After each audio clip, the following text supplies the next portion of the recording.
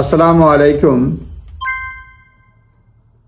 পূর্বে দুইটি ভিডিওতে বলেছিলাম কিভাবে আউটসাইড ইমিগ্রেশন রুলস কার্যকর করে বা এখানে ভিসা হয়। আজকে বলবো ইমিগ্রেশন রুলসের ক্ষেত্রে যখন কোনো কিছু কভার করে না তখন আর্টিকেল 8 বা ফ্যামিলি লাইফের ক্ষেত্রেও এটা কভার করে। দেখা গেল কেউ যদি মেনটেনেন্স ক্রাইটেরিয়া ফুলফিল না করে, মানে স্পাউস ভিসার ক্ষেত্রে যদি বাচ্চা থাকে তাহলে 5 ইয়ার্সের উঠে যদি মেনটেনেন্স কভার না করে, অন্য কোনো কন্ডিশন ফুলফিল না করে, তখন দেখা হয় তার বাচ্চা আছে কিনা। বাচ্চার ক্ষেত্রে দেখা হয় এডিশনাল রিকোয়ারমেন্ট অনেক সময় বা অন্য এডিশনাল রিকোয়ারমেন্ট দেওয়া হয়, ইনসারমাউন্টেবল অবস্টিকল, সেটাও যদি ফুলফিল না করে তখন এটা বলা হচ্ছে যে লেবানন 2017, আমি দেখেই বলছি, ইউকে সুপ্রিম কোর্ট 10 এটা বলছে যে এইটার ক্ষেত্রে যখন দেখা গেছে যে প্রমাণ করা যায় যে যদি কোনো রুলসের মধ্যেও না পড়ে কিন্তু আর্টিকেল 8 রাইট যদি ব্রিচ হয়ে যায় তখন বা এই আউটসাইড ইমিগ্রেশন রুলসে ভিসা দিতে পারে। সেটা হচ্ছে জেন 3.2 সেকশন 2।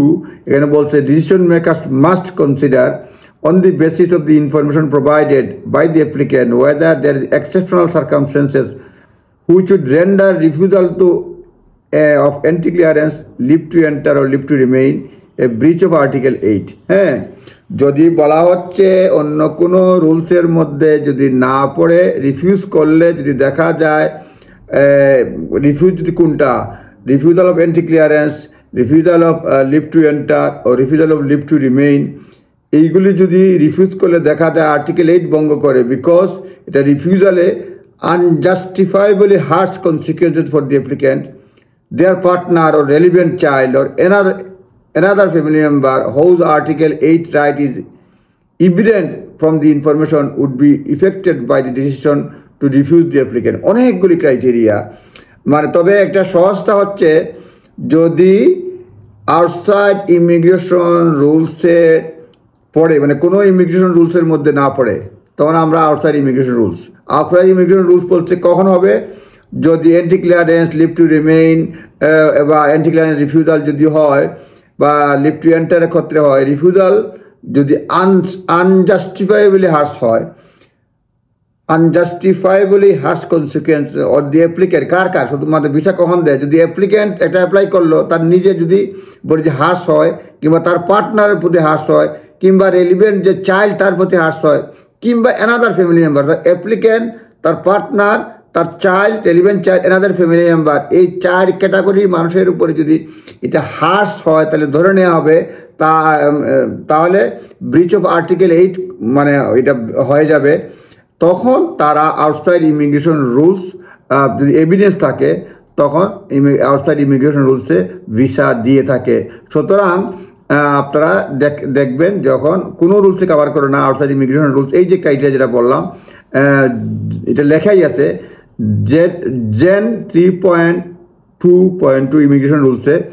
আবার আর্টিকেল 8 এটা প্রাইভেট লাইফে, ফ্যামিলি লাইফে যদি না হয় তার প্রাইভেট লাইফে দেখে, প্রাইভেট লাইফটা বিবেচনা করা হয়। প্রায় একই ধরনের প্রাইভেট লাইফের ক্ষেত্রেও আউটসাইড রুলস বিবেচনা করা হয়। সেটা হচ্ছে যে যদি দেখা যায় যে অ্যাপ্লিকেন্ট, মানে এটা প্রমাণ করতে হয় যে applicant integration and ties in UK, এটাতে দেখা হয় যদি কোনো কারণে রিফিউজ হয় এবং তার আনজাস্টিফাইবলি হার্শ হয় এবং টাইজ, নর্মালি আমরা যখন লং রেসিডেন্সের অ্যাপ্লিকেশন করা হয় তখন দেখা হয় সে কতজনের সঙ্গে সে বন্ধু বান্ধব আছে, কতদিন যাবত এখানে আছে, ভালো কাজ করতেছে কিনা, ফ্যামিলি টাইজ কীরকম, ব্রিটিশ মানে ফ্যামিলি টাইজ না, এখানে বন্ধু বান্ধবের টাইজ কীরকম, ব্রিটিশ ইউকের সঙ্গে কত করে ইন্টিগ্রেট করছে, খেলাধুলা করে, অনেকগুলো আছে প্রাইভেট লাইফের বিষয়ে। সুতরাং সেই সব বিষয়ে বিবেচনা করেও রিফিউজালের কারণে যদি দেখা যায় যেটা আনজাস্টিফাইবলি হার্শ, তাহলেও এই আপনার আউটসাইড ইমিগ্রেশন রুলস ভিসা দিতে পারে। এছাড়াও আউটসাইড ইমিগ্রেশন রুলস কিছু কিছু ক্ষেত্রে হোম অফিস দিয়েছে। গ্রেনফেল টাওয়ারে যারা আটকা পড়েছিল, following Grenfell tower fire 14 June 2017, home office concession বলছে যারা বাইচে গেছিল, survival tragedy to be granted leave to remain outside rules, হ্যাঁ, তাদের জন্য বিবেচনা করছিল আউটসাইড রুলসে। গ্রেনফেল টাওয়ার আমরা জানি আগুন পুড়ে মারা গেছিলো এবং এটা যদিও ডেডলাইন অনেক আগে শেষ হয়েছে, তারপরে কিছু কিছু ক্ষেত্রে মানে বলছে গাইডেন্স প্রভিশনে ওর এক্সটেনশনাল লিভের ক্ষেত্রে এটা কার্যকর হয়। অনেক কিছু রয়েছে, যেহেতু আমার যারা দর্শক রয়েছেন অনেকের ক্ষেত্রে হয়তো এটা রেলিভেন্ট না, সেই জন্য লম্বা করলাম না। তারপরে অ্যাসাইলামের ক্ষেত্রেও যেখানে ফ্যামিলি রিইউনিয়ন যখন হয়, কোনো ক্রাইটেরিয়া ফুলফিল না করলেও লিভ আউটসাইড রুলসে তারা বিবেচনা করার বিভিন্ন ধরনের উদাহরণ রয়েছে। সুতরাং এটাই সর্বশেষ ভিডিও। আউটসাইড ইমিগ্রেশন রুলসের ক্ষেত্রে বিভিন্ন ধরনের ভিসা দেওয়া হয়ে থাকে। ডিসক্রিশনারি লিভ যে দেওয়া, যেটা হচ্ছে আপনার মেডিকেল গ্রাউন্ডসে অনেক সময় দেওয়া হয়ে থাকে। তারপরে আপনার মডার্ন স্লেভারি এবং ট্রাফিকিং কেসের ক্ষেত্রে দেওয়া হয়ে থাকে। তারপরে দেখা হয় যে তারপরে কম্পেলিং কম্পেশনের গ্রাউন্ডসের ক্ষেত্রেও বিবেচনা করা হয়ে থাকে। অ্যাসাইলামের ক্ষেত্রে আউটসাইড দি রুলস, এটা বিবেচনা, লিভ আউটসাইড দি রুলস বিবেচনা করা হয়। তারপরে গ্র্যান্ডফিল্ড টাওয়ারের ক্ষেত্রে যারা সার্ভাইভার তাদের ক্ষেত্রে হয়েছে। তারপরে আফগানিস্তানের যারা আসছে তাদের ক্ষেত্রেও বিবেচনা করা হয়েছে।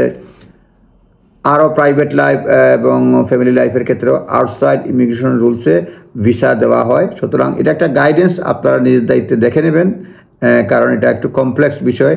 শুধুমাত্র যারা বিভিন্ন ইমিগ্রেশন রুলসে কভার করে না তাদের যদি কোনো হেল্প হয়, এই জন্য এই গাইডেন্সটা দেওয়া। আপনারা ভালো থাকবেন। আসসালামু আলাইকুম।